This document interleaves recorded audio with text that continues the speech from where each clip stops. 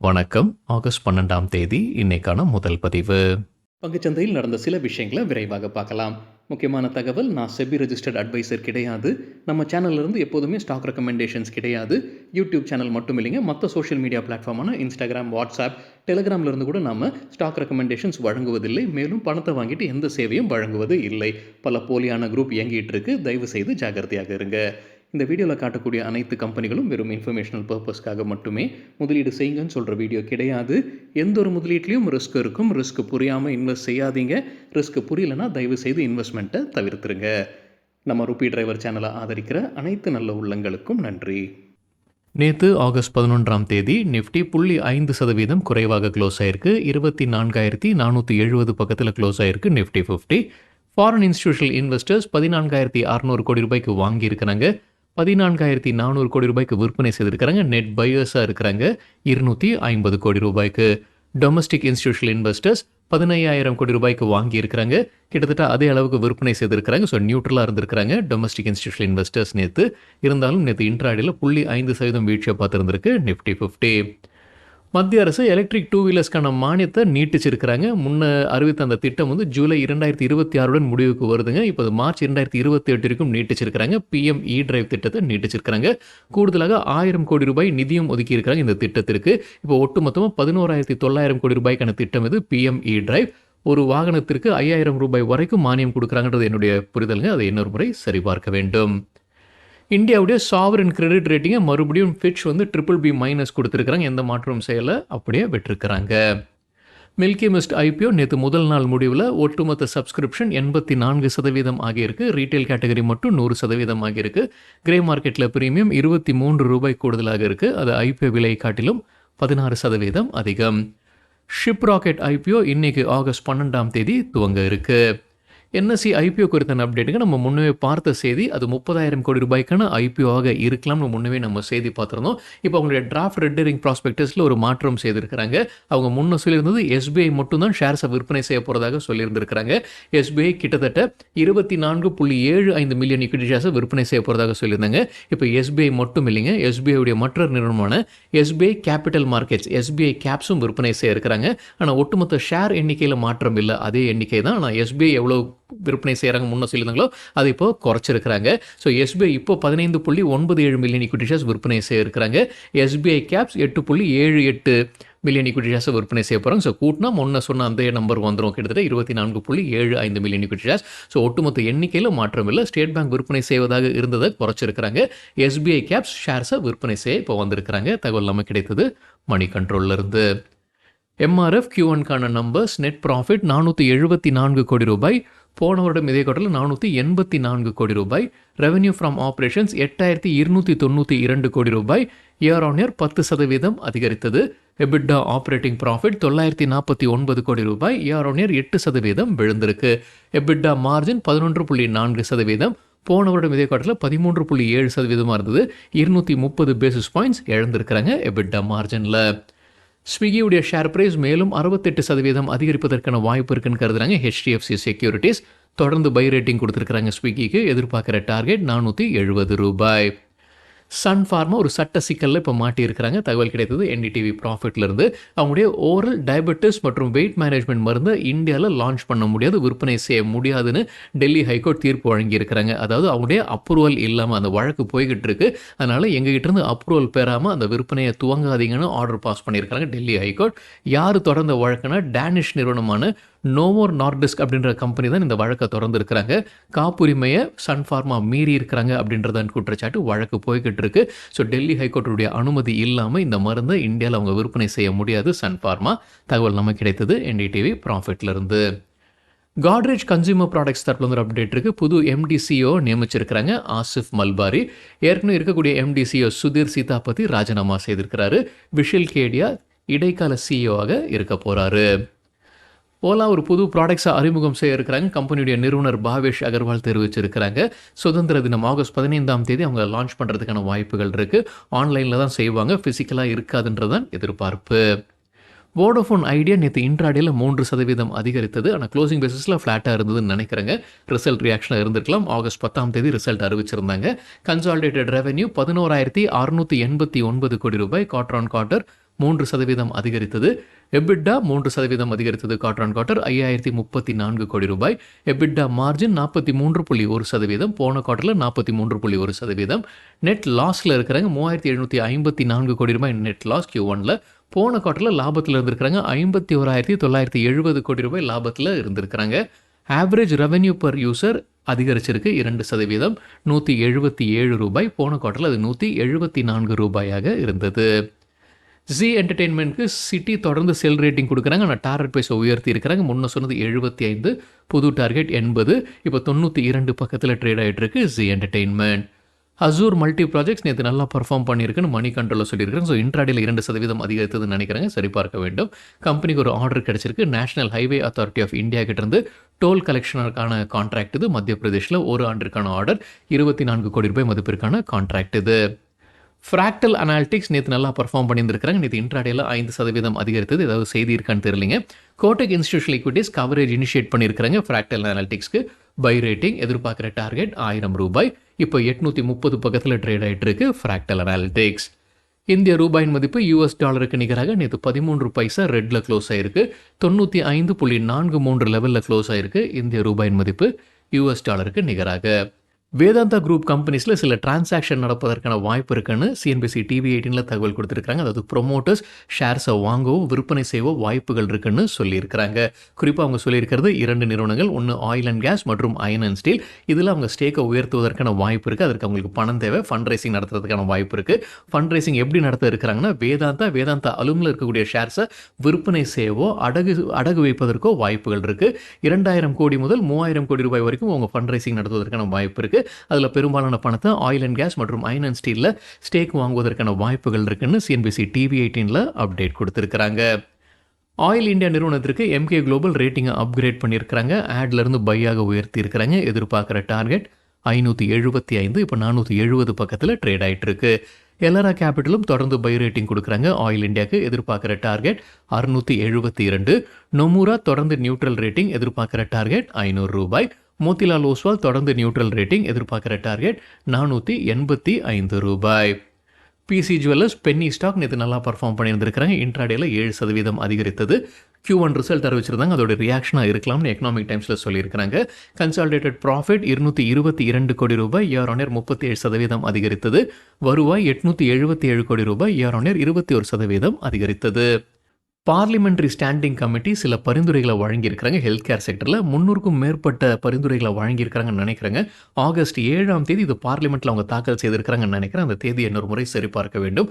சில பரிந்துரைகளை விரைவாக பார்த்துடலாங்க. இப்போ ஹாஸ்பிட்டல் ரூம் சார்ஜஸ்க்கு ஒரு கேப் விதிக்க இருக்கிறாங்க. 3 ஸ்டார் ஹோட்டல்ஸோடைய ஆவரேஜ் டேரிஃபை காட்டிலும் அதிகமாக இருக்கக்கூடாதுன்ற பரிந்துரை வழங்கியிருக்கிறாங்க. ஸோ ஹாஸ்பிட்டல் ரூம்ஸ்க்கு ஒரு கேப் விதிக்கிறாங்க. அதே போல் இப்போ ட்ரீட்மெண்ட்ஸ்க்கும் கேப் விதிக்கிறாங்க.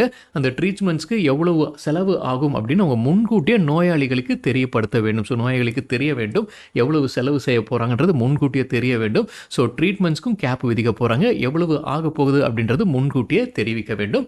ப்ரைவேட் ஹாஸ்பிட்டல்ஸ் அரசு ஹெல்த் கேருக்கு செலவு செய்யக்கூடியது அதிகரிக்க வேண்டும்ன்ற பரிந்துரை கொடுத்துருக்காங்க. ஜிடிபியோடைய 5% அவங்க இலக்காக வைத்திருக்க வேண்டும் இந்த ஹெல்த் கேர் ஸ்பெண்டிங்காக. 5 ஆண்டில் இந்த இலக்கை எட்ட வேண்டும்னு சொல்லியிருக்கிறாங்க. இப்போ எவ்வளோ இருக்குன்றது சரியாக தெரியலைங்க. தேடி பார்க்கும்போது அது 1.5 முதல் 2% இருக்கலாம். ஜிடிபியோடைய 1.5 முதல் 2% இருக்கலாம். அது 5% உயர்த்த வேண்டும் அப்படின்ற பரிந்துரை கொடுத்துருக்காங்க அடுத்த 5 ஆண்டுக்குள்ளார. ஓவர் த கவுண்டர் ஆன்டிபயோட்டிக்ஸ் வாங்கிறதுக்கான தடை விதிக்க வேண்டும். அதாவது ப்ரிஸ்கிரிப்ஷன் இல்லாமல் ஆன்டிபயோட்டிக்ஸை எளிதில் ஃபார்மசிலேருந்து வாங்கக்கூடாது. ப்ரிஸ்கிரிப்ஷன் இருந்தால் மட்டும்தான் ஆன்டிபயோட்டிக்ஸ் வாங்கப்பட வேண்டும் அப்படின்ற பரிந்துரையும் கொண்டு வர இருக்கிறாங்க.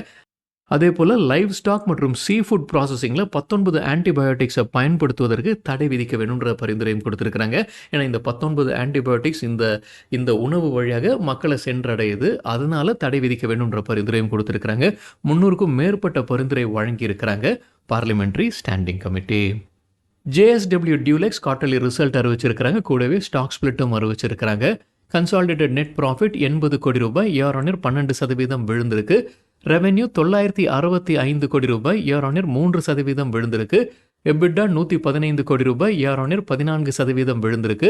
எபிட்டா மார்ஜின் 11.9%, போன வருடம் இதே குவார்ட்டரில் 13.5% இருந்தது. EBITDA margin company stock split அறிவிச்சிருக்கிறாங்க. 10 ரூபாயாக இருக்கக்கூடிய ஃபேஸ் வேல்யூ 1 ரூபாயாக மாற்றுறாங்க. அதாவது ஒரு ஷேர் 10 ஷேராக ஸ்பிளிட் ஆகுது. ரெக்கார்ட் டேட் பின்னர் அறிவிக்கப்படும்னு சொல்லியிருக்கிறாங்க JSW Dulux. Manappuram finance Q1 result அறிவிச்சிருக்கிறாங்க. டிவிடெண்டும் அறிவிச்சிருக்கிறாங்க. ₹1 டிவிடெண்ட். அதற்கான ரெக்கார்ட் டேட் ஆகஸ்ட் 17 Q1 கான நம்பர்ஸ் நெட் ப்ராஃபிட் ₹552 கோடி, இயர் ஆன் இயர் 41% அதிகரித்தது. நெட் இன்ட்ரெஸ்ட் மார்ஜின் ₹1436 கோடி, இயர் ஆன் இயர் 31% அதிகரித்தது. நெட் ப்ராஃபிட் ₹552 கோடி. எதிர்பார்த்தது NDTV ப்ராஃபிட் எதிர்பார்த்தது ₹502 கோடி. நெட் இன்ட்ரெஸ்ட் மார்ஜின் ₹1436 கோடி. NDTV எதிர்பார்த்தது ₹1585 கோடி. SP அப்பரல்ஸ் Q1 நம்பர்ஸ் அறிவிச்சிருக்கிறாங்க. கூடவே டிவிடெண்ட் மற்றும் ஸ்டாக் ஸ்பிளிட் அறிவிச்சிருக்கிறாங்க. டிவிடெண்ட் ஒரு ஷேருக்கு ₹3. கன்சாலிடேட்டட் பேசிஸில் நெட் ப்ராஃபிட் ₹25 கோடி, இயர் ஆன் இயர் 20% அதிகரித்தது. ரெவென்யூ ₹401 கோடி, இயர் ஆன் இயர் 0.6% விழுந்திருக்கு. எபிட்டா ₹61 கோடி, இயர் ஆன் இயர் 16% அதிகரித்தது. எபிட்டா மார்ஜின் 15.3%, போன வருடம் 13.1% மட்டுமே, 220 பேசிஸ் பாயிண்ட்ஸ் அதிகரிச்சிருக்கு. ஸ்டாக் ஸ்பிளிட் ₹3 டிவிடெண்ட் அறிவிச்சிருக்கிறாங்க. டிவிடெண்ட் ₹3. ஸ்டாக் ஸ்பிளிட் ஒரு ஷேர் 5 ஷேராக ஸ்பிளிட் ஆகுதுங்க. அதாவது ஃபேஸ் வேல்யூ ₹10 இருந்தது, ₹2 மாற்றுறாங்க. ரெக்கார்ட் டேட் பின்னர் அறிவிக்கப்படும்னு சொல்லியிருக்கிறாங்க SP அப்பரல்ஸ். இஃப்கி லிமிடெட் Q1 கான நம்பர்ஸ் அறிவிச்சிருக்கிறாங்க. கன்சாலிடேட்டட் நெட் ப்ராஃபிட் ₹34 கோடி, இயர் ஆன் இயர் 16% விழுந்திருக்கு. டோட்டல் இன்கம் ₹358 கோடி, இயர் ஆன் இயர் 20% விழுந்திருக்கு. NBCC India Q1 result dividend அறிவிச்சிருக்கிறாங்க. டிவிடெண்ட் ஒரு ஷேருக்கு 15 பைசா. அதற்கான record date August 17. Consolidated net profit ₹155 crore, year on year 17% அதிகரித்தது. ரெவென்யூ ₹2260 கோடி, இயர் ஆன் இயர் 6% விழுந்திருக்கு. EBITDA operating profit ₹155 crore, year on year 39% அதிகரித்தது. எபிட்டா மார்ஜின் 6.9%, போன வருடம் 4.7% மட்டுமே, 220 பேசிஸ் பாயிண்ட்ஸ் அதிகரிச்சிருக்கு. பல்ராம்பூர் சீனி மில்ஸ் Q1 கான நம்பர்ஸ் அறிவிச்சிருக்கிறாங்க. Net profit year on year 15% விழுந்திருக்கு. ₹44 கோடி கன்சாலிடேட்டட் பேசிஸில். வருவாய் ₹1637 கோடி, இயர் ஆன் இயர் 6% அதிகரித்தது. எபிட்டா ₹114 கோடி, இயர் ஆன் இயர் 15% விழுந்திருக்கு. எபிட்டா மார்ஜின் 7%, போன வருடம் 8.7% இருந்தது, 170 பேசிஸ் பாயிண்ட்ஸ் குறைஞ்சிருக்கு. ஃபினோலெக்ஸ் கேபிள்ஸ் ப்ராஃபிட் பல மடங்கு அதிகரிச்சிருக்குங்க. நேற்று ஷேர் ப்ரைஸும் நல்லா பர்ஃபார்ம் பண்ணியிருக்காங்கன்னு நினைக்கிறேன். 12% இன்ட்ராடேல அதிகரித்தது. கன்சாலிடேட்டட் நெட் ப்ராஃபிட் ₹249 கோடி, இயர் ஆன் இயர் 53% அதிகரித்தது. ரெவென்யூ ஃப்ரம் ஆப்ரேஷன்ஸ் ₹2013 கோடி, இயர் ஆன் இயர் 44% அதிகரித்தது. எபிட்டா ₹244 கோடி, 79% அதிகரித்தது. மார்ஜின் 12.1%, போன வருடம் இதே குவார்ட்டரில் 9.8% மட்டுமே. Landmark cars Q1 result net profit ₹15 கோடி, போன வருடம் இதே குவார்ட்டரில் ₹7 கோடி மட்டுமே, 2 மடங்கு ஆயிருக்கு நெட் ப்ராஃபிட் கன்சாலிடேட்டட் பேசிஸில். ரெவென்யூ ₹1302 கோடி, இயர் ஆன் இயர் 23% அதிகரித்தது. எபிட்டா 18% அதிகரித்தது. இயர் ஆன் இயர் கம்பேரிசனில் ₹72 கோடி. எபிட்டா மார்ஜின் 5.5%, போன வருடம் இதே குவார்ட்டரில் 5.7% இருந்தது. RVNL rail Vikas Nigam limited Q1 numbers consolidated net profit ₹159 கோடி, இயர் ஆன் இயர் 18% அதிகரித்தது. ரெவென்யூ ஃப்ரம் ஆப்ரேஷன்ஸ் ₹4320 கோடி, இயர் ஆன் இயர் 10% அதிகரித்தது. எபிட்டா ₹184 கோடி, போன வருடம் இதே குவார்ட்டரில் ₹56 கோடி மட்டுமே, நல்ல ஜம்ப் இருந்திருக்குங்க எபிட்டாவில். எபிட்டா மார்ஜின் 4.3%, போன வருடம் இதே குவார்ட்டரில் 1.4% மட்டுமே. இன்செக்டிசைட்ஸ் இந்தியா ரிசல்ட் அறிவிச்சிருக்கிறாங்க. நெட் ப்ராஃபிட் 25% விழுந்திருக்கு, ₹44 கோடி, இயர் ஆன் இயர் கம்பேரிசனில் 25% விழுந்திருக்கு.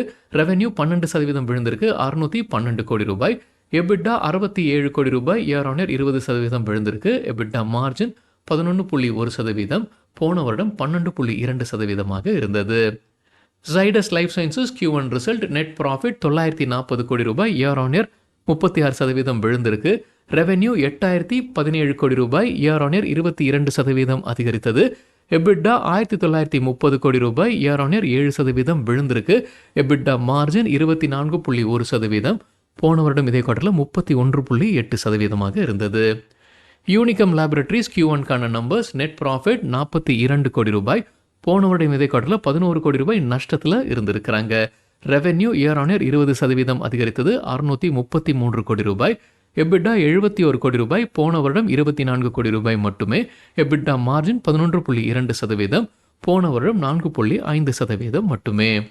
சீமென்ஸ் அவங்களுடைய நெட் ப்ராஃபிட் பல மடங்கு அதிகரிச்சிருக்கு. கன்சாலிடேட்டட் நெட் ப்ராஃபிட் 2143 கோடி ரூபாய், போன வருடம் இதே குவார்ட்டரில் 423 கோடி ரூபாய் மட்டுமே. ஏதாவது ஒன் டைம் ஐட்டம் இருக்கா அப்படின்றது என்னால் சரிபார்க்க முடியல. ரெவென்யூ இயர் ஆன் இயர் 15% அதிகரித்தது, 4714 கோடி ரூபாய். எபிட்டா 430 கோடி ரூபாய், இயர் ஆன் இயர் 17% விழுந்திருக்கு. எபிட்டா மார்ஜின் 9.1%, போன வருடம் 12.6% இருந்தது. பேட்டா இந்தியா Q1 ரிசல்ட் மற்றும் டிவிடெண்ட் அறிவிச்சிருக்கிறாங்க. Net profit year on year 23% அதிகரித்தது, 64 கோடி ரூபாய். ரெவென்யூ இயர் ஆன் இயர் 4% அதிகரித்தது, 979 கோடி ரூபாய். எபிட்டா 204 கோடி ரூபாய், இயர் ஆன் இயர் 3% அதிகரித்தது. எபிட்டா மார்ஜின் 20.8%, போன வருடம் இதே குவார்ட்டரில் 21.1%, 30 பேசிஸ் பாயிண்ட்ஸ் குறைஞ்சிருக்கு. டிவிடெண்டாக அவங்க ஒரு ஷேருக்கு 25 ரூபாய் அறிவிச்சிருக்கிறாங்க. கல்பாத்திரு ப்ராஜெக்ட்ஸ் Q1க்கான numbers. Consolidated net profit 310 crore ரூபாய், இயர் ஆன் இயர் 45% அதிகரித்தது. வருவாய் 6408 கோடி ரூபாய், இயர் ஆன் இயர் 4% அதிகரித்தது. எபிட்டா 562 கோடி ரூபாய், இயர் ஆன் இயர் 7% அதிகரித்தது. மார்ஜின் 8.8%, போன வருடம் 8.5% மட்டுமே, 30 பேசிஸ் பாயிண்ட்ஸ் அதிகரிச்சிருக்கு. சூர்யா ராஷ்னி Q1க்கான numbers. Consolidated net profit 60 crore ரூபாய், இயர் ஆன் இயர் 77% அதிகரித்தது. ரெவென்யூ 2046 கோடி ரூபாய், இயர் ஆன் இயர் 28% அதிகரித்தது. எபிட்டா 112 கோடி ரூபாய், இயர் ஆன் இயர் 61% அதிகரிச்சிருக்கு. மார்ஜின் 5.5%, போன வருடம் 4.3% மட்டுமே, 120 பேசிஸ் பாயிண்ட்ஸ் அதிகரிச்சிருக்கு. TCPL பேக்கேஜிங் Q1க்கான நம்பர்ஸ். நெட் ப்ராஃபிட் 40 கோடி ரூபாய், இயர் ஆன் இயர் 79% அதிகரித்தது. வருவாய் 493 கோடி ரூபாய், இயர் ஆன் இயர் 16% அதிகரித்தது. எபிட்டா 86 கோடி ரூபாய், 18% அதிகரித்தது. எபிட்டா மார்ஜின் 17.4%, போன வருடம் 17.1% மட்டுமே. Company lithium ion battery separator films பிஸ்னஸில் இறங்க போகிறதாக சொல்லியிருக்கிறாங்க. சென்கோ கோல்டுக்கான Q1 numbers. Consolidated net profit 101 கோடி ரூபாய், இயர் ஆன் இயர் 3% விழுந்திருக்கு. ரெவென்யூ 3056 கோடி ரூபாய், 67% அதிகரிச்சிருக்கு. எபிட்டா 213 கோடி ரூபாய், 16% அதிகரித்தது. எபிட்டா மார்ஜின் 7%, போன வருடம் இதே குவார்ட்டரில் 10% இருந்தது, 300 பேசிஸ் பாயிண்ட்ஸ் விழுந்திருக்கு. இன்னைக்கு ஆகஸ்ட் 12ஆம் தேதி குவார்ட்டர்லி ரிசல்ட் அறிவிக்கக்கூடிய சில கம்பெனிகளுடைய பெயர்கள்: Hindustan aeronautics limited, Tata motors commercial, Apollo hospitals, Caplin point, GMR airports, Lenskart solution, Abbott India, Petronet LNG, IRCTC, Sun TV, Grasim, VIP industries, Yatra online, Goodyear India, VA Tech Wabag மற்றும் Fiem industries. Gainers with high volume பட்டியல். இது நேத்துக்கான data. Chennai petroleum 15% அதிகரித்தது. Finolex cables 14%, Mangalore refinery 11%, Gland pharma 10%, Amara Raja 8%, Devyani international 7%, Zydus life sciences 6%, PB fintech 6%, இன்ஃபோவேஜ் 6%, Zen technologies 6%, Polymedicure 5% அதிகரித்தது. Losers with high volume பட்டியலில் CESC limited 2% விழுந்தது. India cements 2%, max health care 3%, Lloyds metals 3%, KEC international 5% விழுந்தது. Triveni turbine 6% விழுந்தது. சரிங்க, இதுதான் சில விஷயங்கள் என்னுடைய பார்வைக்கு எட்டியது. நன்றி, வணக்கம்.